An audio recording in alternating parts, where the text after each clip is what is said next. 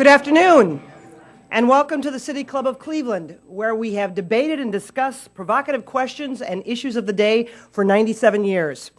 My name is Jan Roller, and I am president of the Board of Trustees of the club. As the debate over health care rages on Capitol Hill, our speaker today, Dr. Peter Gerhardt, will focus on one topic of health care and research, that is, on autism, a complex developmental disability that usually appears during the first 3 years of life. A report from the Department of Health and Human Services National Survey of Children's Health, published last month in the journal Pediatrics, revealed that 1% of U.S. children ages 3 to 17 have an autism spectrum disorder, an estimated prevalence of 1 in every 91 children. This is a dramatic increase from the 1 in 150 prevalence rates currently reported. The increasing numbers have long-term economic costs to the country, as autism is a chronic medical condition affecting people across their lifespan. The president and CEO of the Autism Society, Lee Grossman, has said that lifespan services, particularly for adults, are typically inadequate and inappropriate, and this new data should be a call to action to the government to improve and increase services and supports. Indeed, autism affects millions of American families, and the cost of diagnosis, early intervention, and treatment imposes a heavy burden on most of them.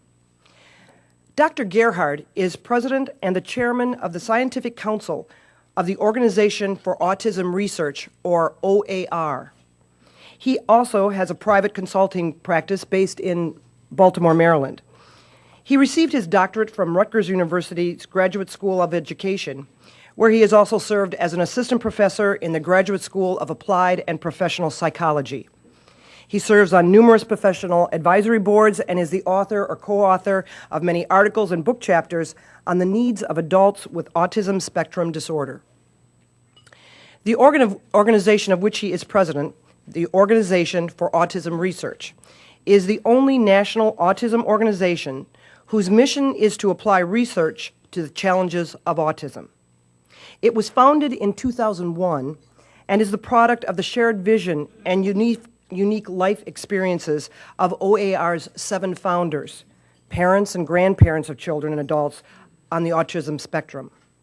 OAR's Scientific Council is comprised of 14 leading autism and medical professionals serving as an expert information resource on the perplexing issues of autism research. It was said by one parent of autism that Dr. Gerhardt is one of a select few who knows the teenage and adult issues faced by people with autism and their families, both by intensive study and by his long history of working firsthand. Many parents look to Peter as a savior for helping their family get through challenging times while maximizing the potential of their family member with autism through adolescence and into adulthood. Ladies and gentlemen, please welcome to our podium Dr. Peter Gerhardt.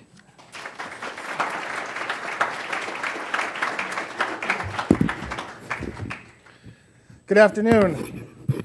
I would like to thank everyone associated with the City Club for having me here today. This is quite a prestigious honor for a little autism professional from Baltimore. So I thank you all very, very much for allowing me to be here today. I do want to very quickly point out Organization for Autism Research, of which I'm the president. If you are interested in more information about us, please check out our website, which is quite simply www.researchautism.org. It's very simple, all one word. Research Autism. In particular, you might be interested, we have a new website which is Operation Autism Online, which is specifically dedicated to the needs of military families who have kids with autism. Because if you think the challenges of having a child with autism for typical parents is significant, add to that issues related to long deployments and not knowing where you're going to be posted, and extended deployments, and no services and moves. So we're looking at how do we best meet those needs, which really highlights the intensity of the needs that are out there when we talk about people with autism. All right. Very briefly, just about me. I have been working with adolescents and adults with autism for 30 years, which does make me a little bit of an outlier. Not that I've been in the field for 30 years, but that I've worked with older learners. Most people get into the field to work with young kids because there's this sense that they can show significant progress, and let's face it, kids are cute, okay? You know, yes, the stars of the new Twilight movie are cute, but most adults really aren't cute, okay? Little kids, however, cute. We like that. Adults, it's also harder. It's more challenging. The options are more complex. Okay, and that's what I want to talk a little bit about today.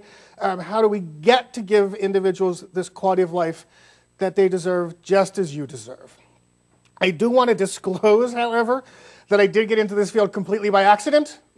This was not a lifelong ambition. I was an undergraduate at Rutgers University in New Jersey in my junior year as a psychology major, and I was doing what other junior psychology majors were doing. I was filling out my schedule for next semester and looking for an easy course to take. And I filled out to take a course called Fieldwork in Psychology Developmental Learning, which you worked at an on-campus nursery school. At the end of the semester, you wrote a paper about it, mentioned Piaget a couple of times, and you got an A. Unfortunately, I got closed out of that class and put in a class where you had to work at an on-campus school for kids with autism. I walked into that classroom that day and never walked out. And I didn't fall in love with autism. Autism is a complex, significant developmental disability that impacts the family, the individual. Autism's tough. But what I fell in love with was the possibilities of people with autism, about the opportunities that they were missing out on because we weren't providing them the services that they needed and deserved.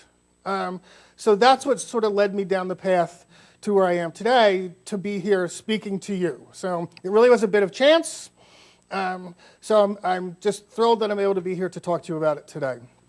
I do want to, my talk will just be in 3 brief sections. One is understanding autism from just sort of a general point of view.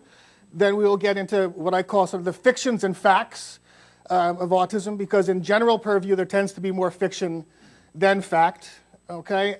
And then the last part, I just want to talk about the needs of adults and how we as a society can work together to promote this concept of quality of life for individuals no matter where they fall on the spectrum.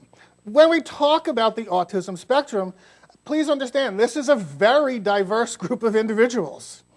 Okay? This does include that child who's nonverbal and rocking and self-injurious, and if he is verbal, will repeat phrases over and over again, and to some people's understandings, Bill Gates. Okay? So I'm not diagnosing Bill Gates, by the way. I'm just saying to some people's understanding. But that is how broad the spectrum really is. The spectrum itself, in many ways, is as diverse as all of you here today not on the spectrum. You all have different competencies, interests, likes, dislikes, speech patterns, but you also have a whole bunch of shared commonalities. So what I want you to do when you really think about autism is think as much about the diversity of autism as the similarities. Because as Stephen Shore once said, and Stephen Shore is an adult with autism, he said if you met one person with autism, you met one person with autism. Okay? This is truly a diverse group. Okay? In general, autism is a brain-based disorder characterized by deficits in social interaction, communication, and the presence of stereotyped behaviors, interests, and activities. Okay, those are the big 3 issues. Okay, communication, social skills, and stereotyped behaviors, interests, and activities. Okay, but those are significant challenges. Okay, no matter where you fall on the spectrum, these are difficult challenges. Now, all of you at different times, I call them autism moments, all of you at different times have had a little autism, because everything that is autism exists in the neurotypical world, okay? One of the things we talk about in diagnosing kids with autism is insistence on sameness and repetitive, non-purposeful rituals and routines,